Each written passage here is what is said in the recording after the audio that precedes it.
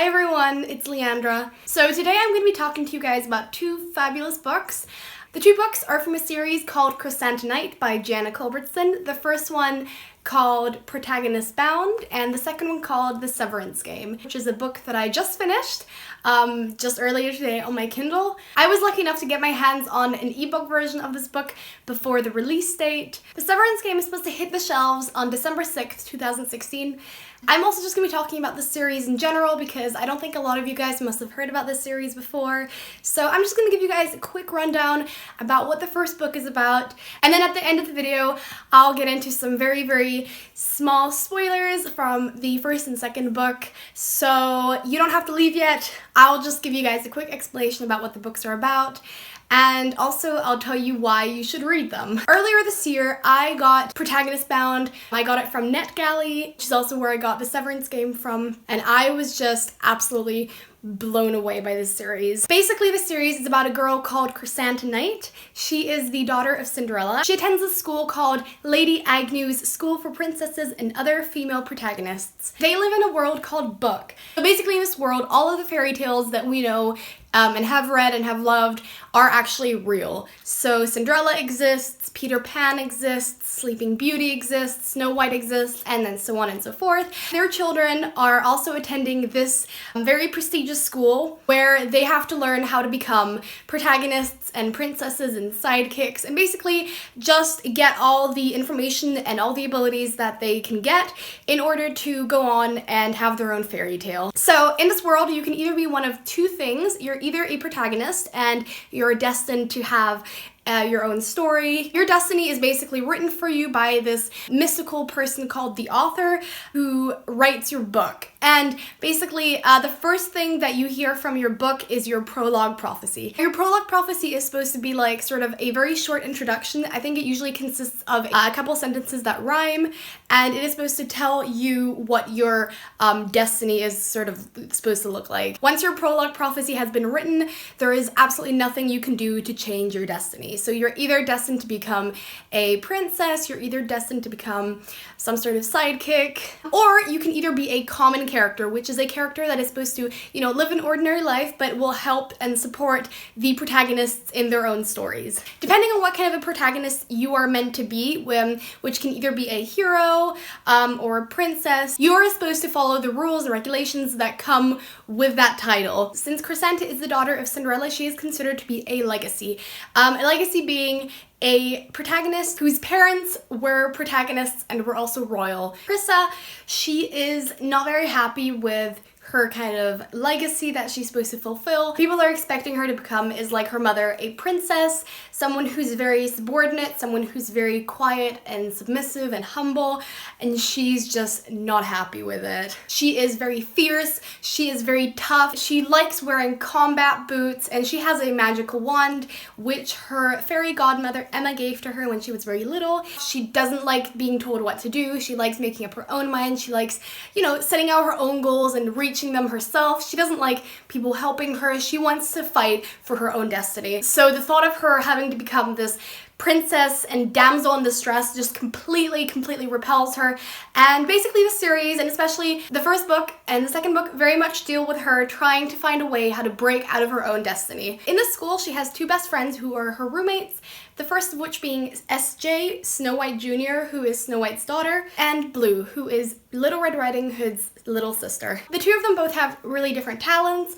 SJ is very sort of proper, and she's very kind, and she's very sort of princess-like, but she also loves making potions, and she's very intelligent in what she does. And Blue, she doesn't fear anything, she's very tough as well, and the three of them just make this really great trio. They also have another friend called Jason, who is the brother of Jack from Jack and the Beanstalk, and he's very selfless, and he's just very sweet and kind, and he cares about others. The four of them have been best friends since they can remember. I mean, they're all generally living, happy, sort of peaceful lives, but Krissa, she's just not happy. She just doesn't like where her life is going. The first book is very much about her trying to find a way how to break the spell that is making her, stick to her own destiny. And it also deals with Crisanta trying to find out things that have been happening to her that have been sort of weird, like she gets these weird dreams, her hands sometimes hurt, and it's just about her figuring out what kind of magical properties are sort of hidden within her that are making those kind of things happen to her.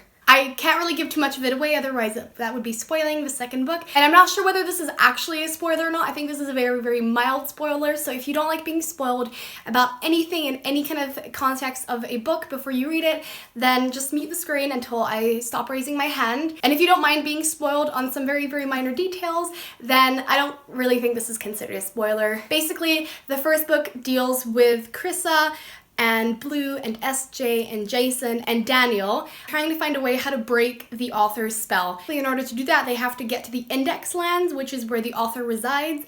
However, their kingdom of book, it has an in and out spell around it, which means that no one can go out or enter it. And it is just about them finding a way how to break the spell so that they can go and see the author and so that they can stop their own destinies from trapping them in their world and stuff. The first book is already out and the second book comes out December 6th, like I said. There are supposed to be 12 books in total. I don't know when the third book is coming out, but I hope that I'll hear from that soon. I really, really, really love both these books. I would give both of them a 5 out of 5 stars.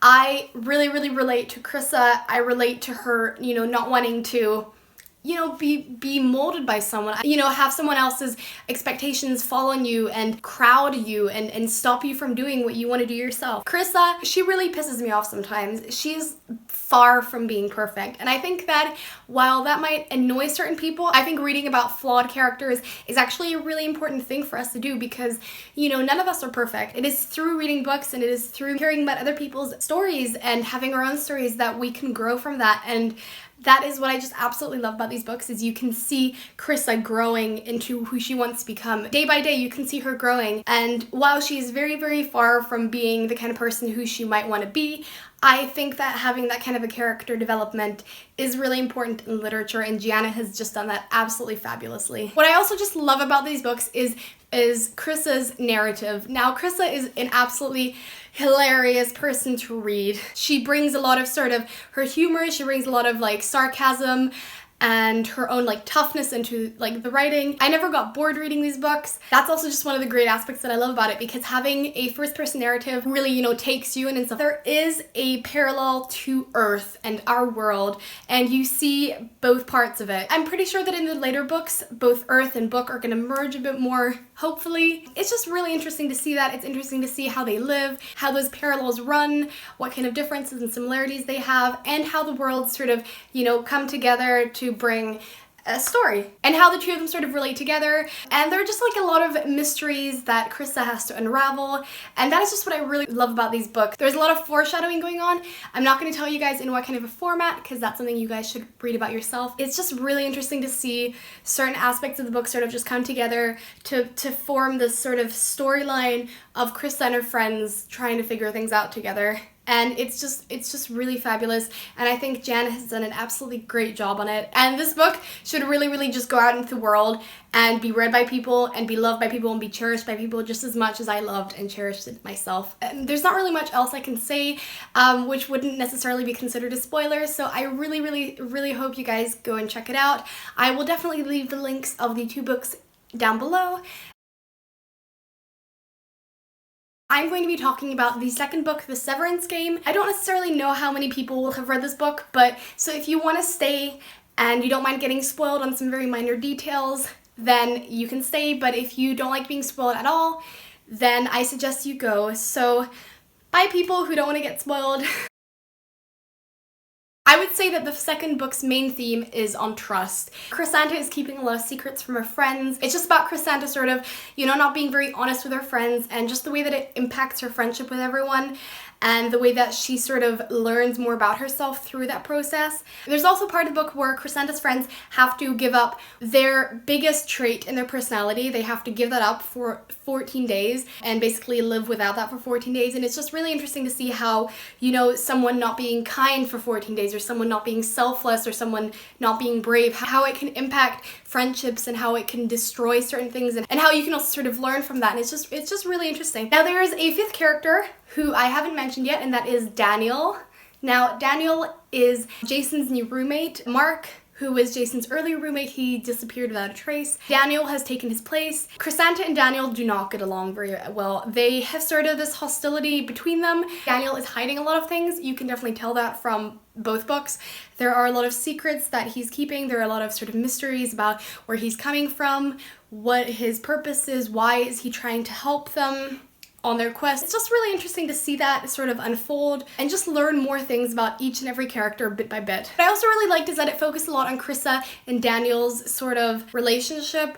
You get to know a lot more about Daniel. You also get to learn a lot about Krista and her powers and certain capabilities that she has. Also, I just love the fairy tale aspect of it again. I love how they run through forests and then suddenly like this dragon just like falls down in front of them, and it's just considered like completely normal in their sort of fairy tale world.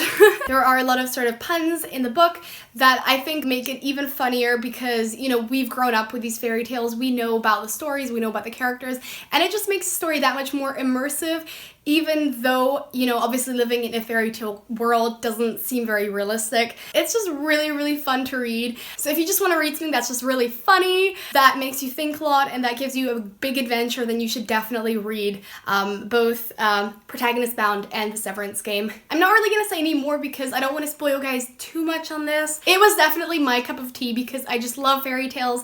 I love strong female characters, which, you know, you don't really see a lot in fairy tales, so it's just really refreshing.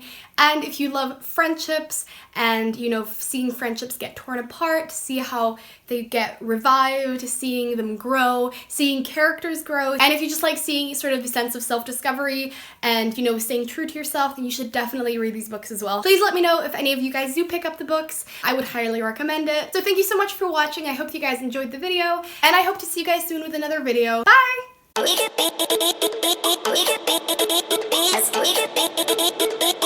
be